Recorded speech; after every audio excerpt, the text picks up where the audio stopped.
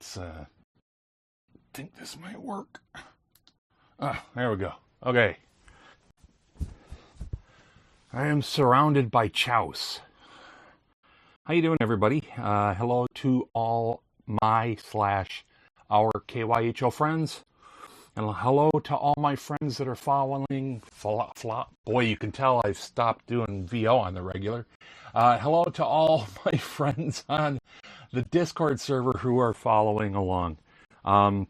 It's your buddy Andy, and yeah, it's particularly dark. Let's see if I can get this aimed a little better. There we go. Okay. So, yeah. This is hopefully the final update for our KYHO friends. This is the first of what are probably going to be a number of updates for our friends, my friends on the Discord server. My old Booth Camp Discord server, which is retitled Content Creator Core. But, you know, it's the Booth Camp crew, right? Shout out. So I wanted to take a minute and talk to you guys a little bit about where I am in my journey. And to say that it's interesting times kind of goes along with the actual origination of that famous Chinese proverb.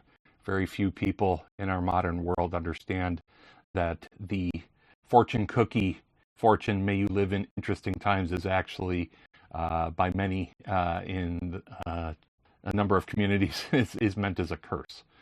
Because interesting times generally means everything's gone tits up. Well, everything hasn't really gone tits up, but a little brief update about what's been happening with me for about the past 6 months, I'd say.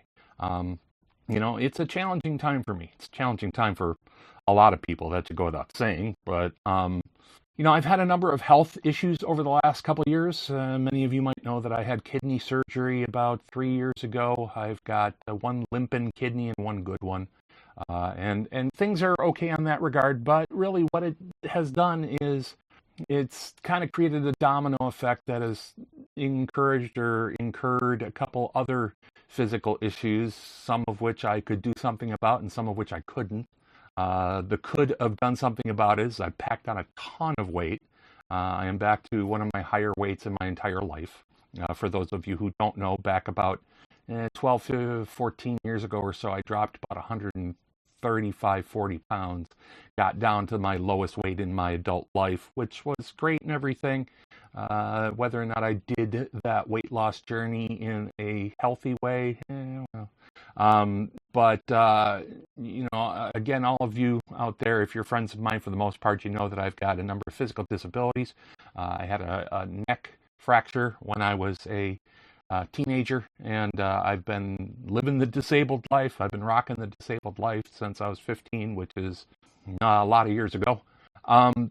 But, you know, the challenges that I've had physically have caused some challenges mentally and emotionally. And really, that's kind of what happened to me and why the KYHO podcast sort of took an unannounced sabbatical.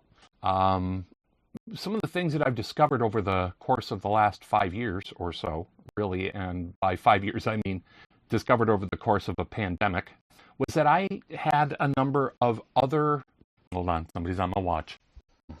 So I've had a number of other psychological, psychiatric issues going on in me that I didn't know or that I hadn't identified. And if you are a late arrival to a number of different, what is it, DSMV, DVSM? Now I want to know. Anyways, if you're a late arrival to a number of, boy, I'm screwing that up bad. Give you guys a little bit more light too. Hold on. Wrong color. Wrong direction. There we go. So if you're a late arrival to, let's say, a number of I'm screwing it up so bad.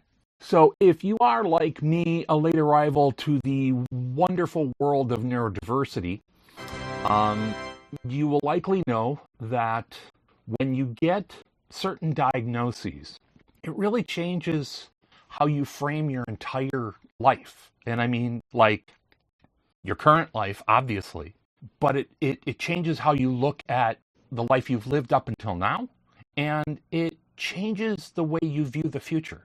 So it's interesting, and for some people, no question, it's troubling. For other people, it actually can be very healing and validating and freeing a little bit. And I'm in all those places, right? Sort of at once. Now, I had gotten my ADHD diagnoses, I want to say about 15 years ago, 2011, 12, okay? And I had been actively treated for it on and off that whole time, but I would say, honestly, mostly off. And part of that offness was because I apparently had developed some really, really, really strong coping and masking skills due to, I would guess, my level of ADHDism combined with my type of ADHD. I'm one of those who, when I can focus, I can move a mountain. But getting me to that point of focus can be really challenging. And interestingly, one of the things that really helped with my ADHD was my VO business. Because that hustle requires some serious focus. And it put me in this place where I was working towards a goal. I'm a very goal-oriented guy. And it gave me a real direction. Also kind of helped that I was doing my VO business in spite of a person in my life who didn't really believe that VO was an actual thing. Getting into a relationship where the person in your life does believe that VO can be an actual thing really, really changes how you do things. And if you're not fortunate enough to be with somebody who believes in you and your VO practice, I'm sorry, but I still believe in you for what that's worth. But, to go back also to the beginning of the pandemic, one of the things that I did at the start of the pandemic, or 6, 8 months in, something like that, is I started a podcast with two good friends of mine and my old philosophy professor from college. And big shout out to all my Wildcats, my fellow Wildcats and my alumni. Still bummed about my college closing. Anyways, so we started this podcast, right? And it was something that I always wanted to do. And this all ties together in kind of an interesting way because my being in VO is rooted in my lifelong desire to be in broadcasting. I wanted to be on the radio. And I did a little bit of time in that. If you read my book, you know that I did a little bit of time, but it was really a hot minute kind of thing. And but it never left my mind. And the advent of podcasting really was exciting for me because here was a way for anybody to become a broadcaster, honestly, and that's what it is. I don't even like the term podcast. What does that even mean? Do you have a pod? Does anybody have a pod anymore? Is anybody listening to stuff on an iPod? It's broadcasting. We need to come up with a better term, but I'm not going to figure it out right here and now. But this ability to broadcast literally around the world, no tower required. And shout out to all my ham friends. Mark, I see you. Really, I wanted to pursue that. Now, my VO business started taking off, and the most important thing that it did for me was it provided for my family in a really, really, really bad time. And I did voiceover for a decade. And I did it before that off and on, and very off and on, for decades. I've been in and out of booths and got my voice all over the planet over the last 35 years. Really, since my late 20s, early 20s, I should say. But I've done it. And I measure myself as a success. My level of success might not be your level of success when it comes to voiceover, that is.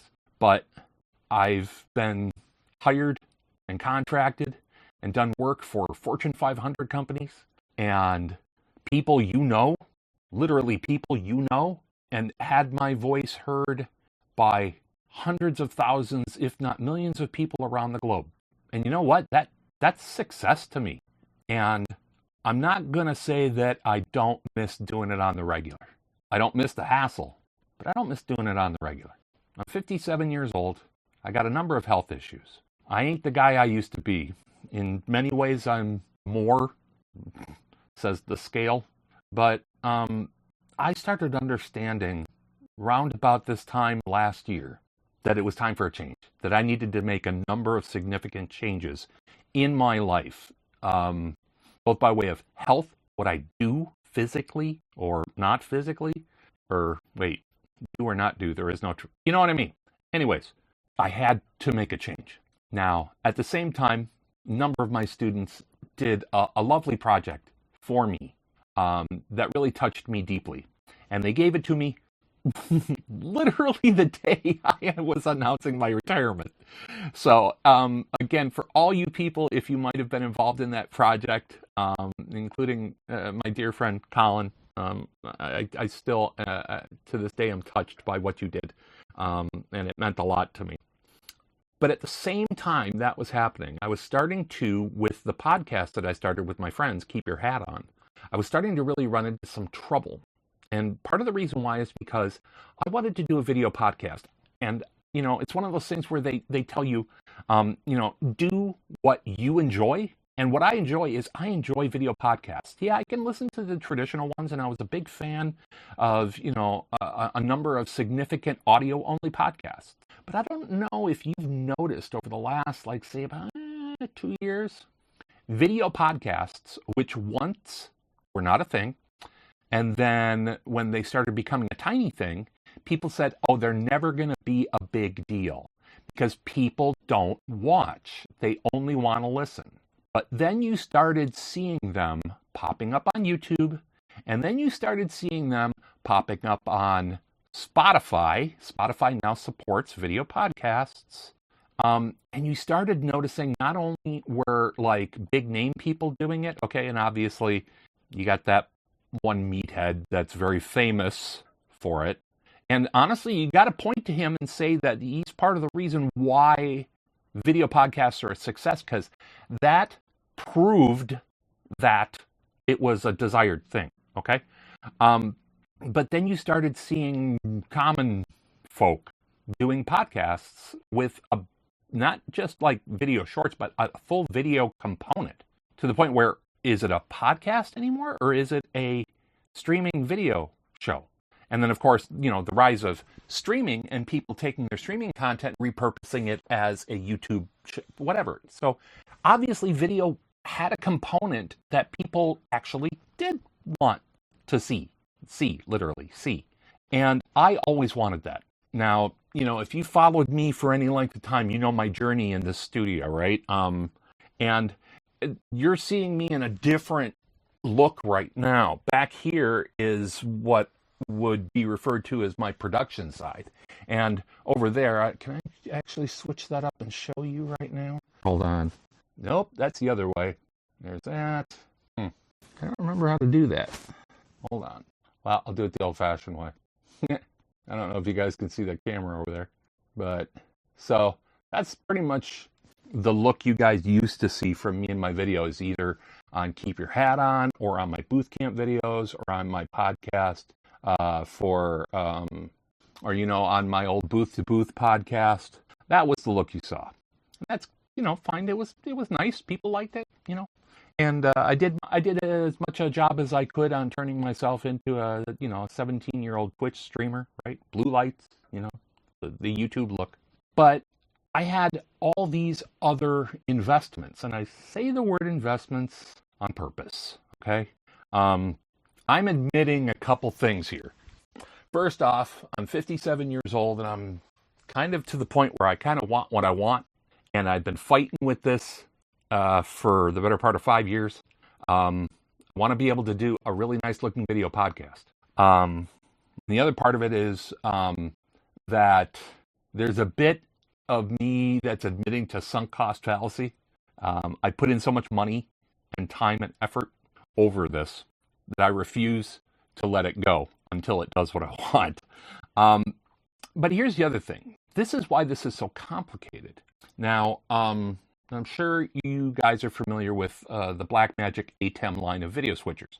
They are, honestly, revolutionary devices. Okay, it's absolutely fantastic that you can do multi-camera video switching at home. And honestly, if you want to do it in a light version, you can do it for like under $500. You know, the ATEM Mini is still a bargain, and I have a ridiculous version of it. I have an ATEM Extreme ISO. So now this is where everything gets really complicated. I'm going to try to keep this brief because I'm coming up on the 20-minute mark on a video, and you guys are very courteous with your time, but we all got shit to do, right? Okay, so here are some things that happened sort of in consecutive order. We started doing the podcast. A lot of us in the podcast did some investment money. We tried to improve our looks and stuff like that, and that was all great. Everybody's got decent microphones. Everybody's got at least a halfway decent camera. That was fine. And so now, doing a multi-camera podcast, of course, you have to find a podcasting recording platform. And we went back and forth on many of them because I personally am not a fan of 24 frames per second video on the internet. I'm not shooting cinematic stuff, okay? I'm not, doing these sweeping panorama. I'm here in a small room. I like a crisp looking video. I like a background defocus or depth of field, little bit, okay? But I had certain things in my head. I had a certain vision.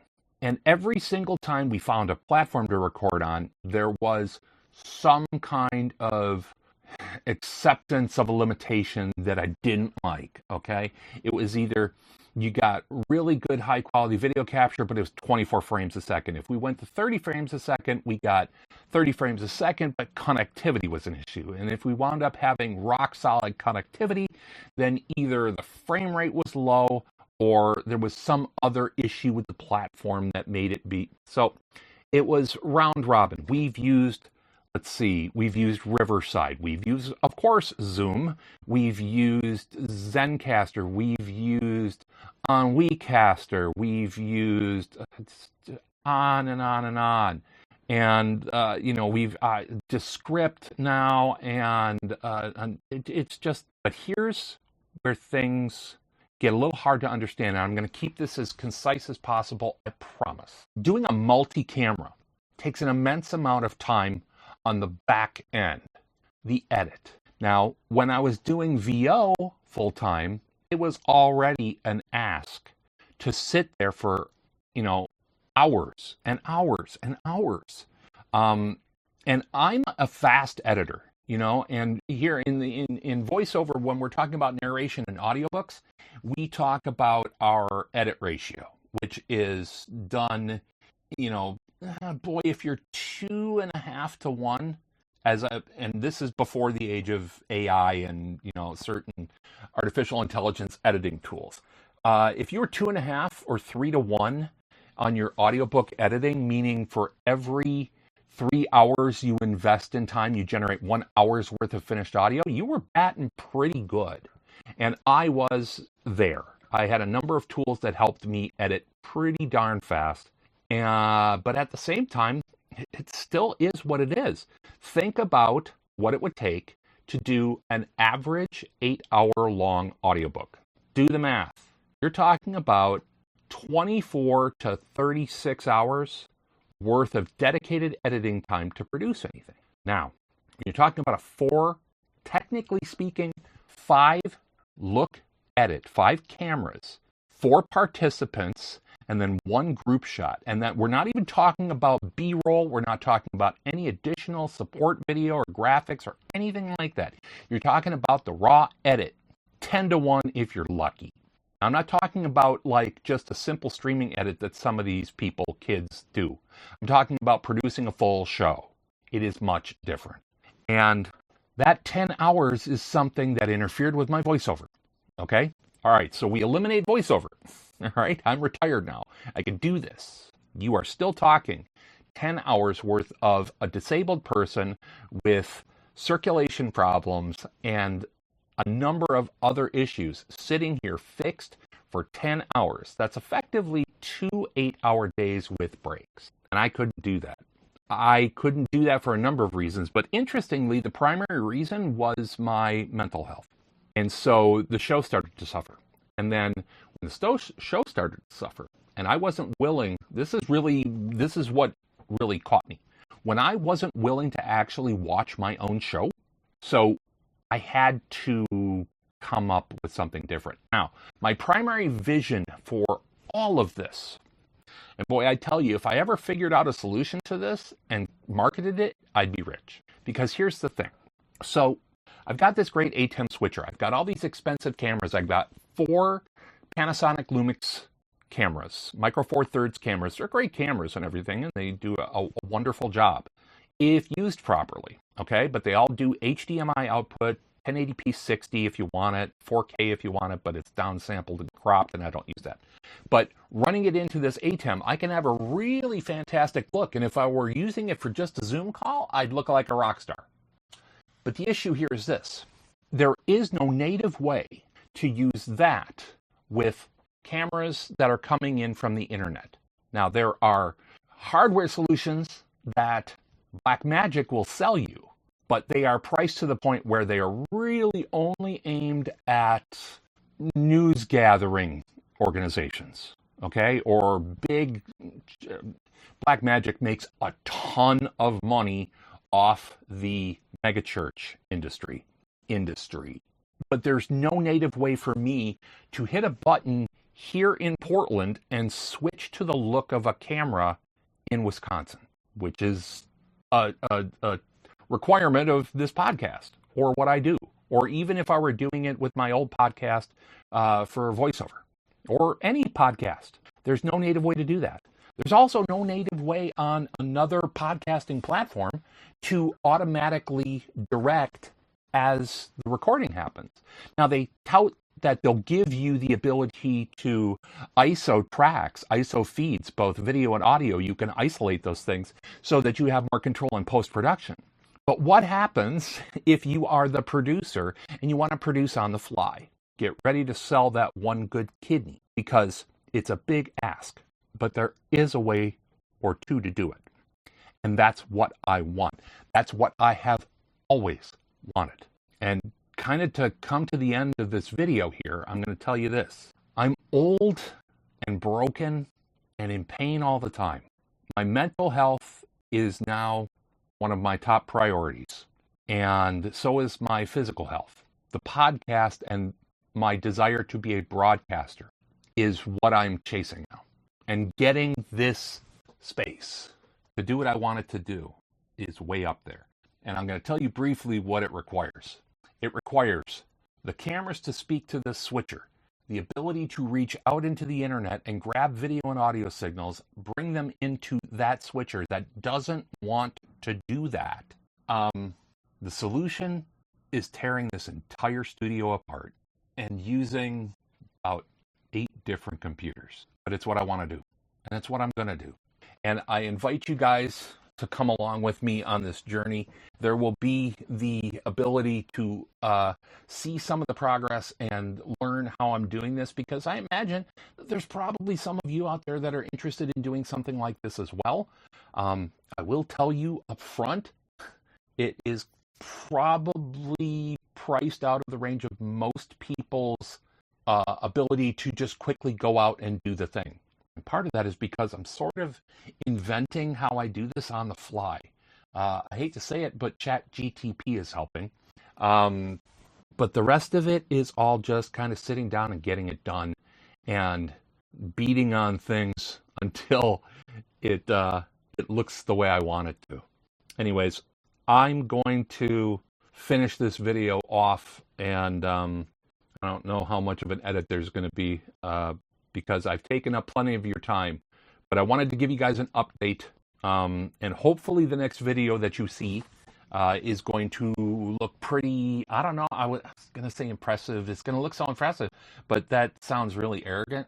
I would like it to look nice, but I would also like it to look the way I've always wanted it to look. And I will keep you guys up to date but hopefully this is going to be one of the last quote unquote updates from afar.